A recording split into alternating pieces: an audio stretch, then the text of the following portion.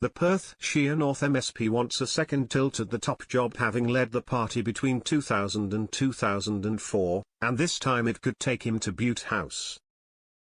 John Swinney has been accused of stoking more division after launching his bid to become the next First Minister with a pitch for breaking up the UK.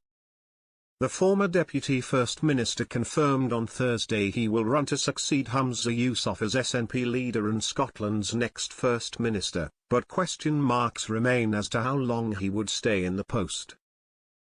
If successful, it will be the second time Mr Swinney, who was Scottish Deputy First Minister for more than 8 years under Nicola Sturgeon, has led his party, after holding the post between 2000 and 2004. His leadership bid has already been backed by a number of prominent SNP figures, including the party's Westminster leader Stephen Flynn, Scottish Health Secretary Neil Gray and Scottish Education Secretary Jenny Gilruth. But he has been accused of being lined up as a caretaker, having previously expressed desire to leave frontline politics behind.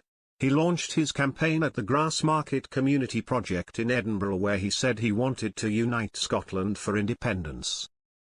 He mentioned independence 10 times in his speech, more than housing, health, education, the cost of living crisis and the economy combined. Scottish Tory leader Douglas Ross pounced his comments at FMQs, saying whoever takes the keys to Bute House must focus on what really matters to Scotland.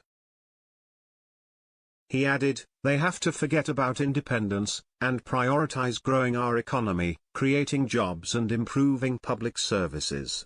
By focusing his campaign on uniting for independence, all John Swinney offers is more division for Scotland.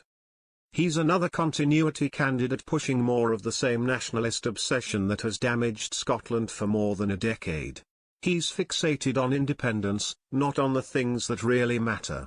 He said Mr Swinney was the SNP's man for the future is their failed leader from the past, and accused him of acting as Nicola Sturgeon's human shield.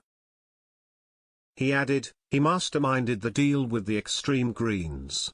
For 16 out of 17 years of SNP government, John Swinney sat at the cabinet table. His fingerprints are all over their most toxic policies. They think John Swinney is a safe pair of hands, but he dropped the ball dozens of times. He was the Deputy First Minister who stood right by Nicola Sturgeon when she obsessed about independence, raised taxes and wrecked Scotland's public services. He was the architect of the hated named persons law. He deleted every pandemic WhatsApp message that should have gone to the UK COVID inquiry in a shocking cover-up. He was the Education Secretary who let our schools spiral down international league tables below Estonia, Latvia, and Hungary.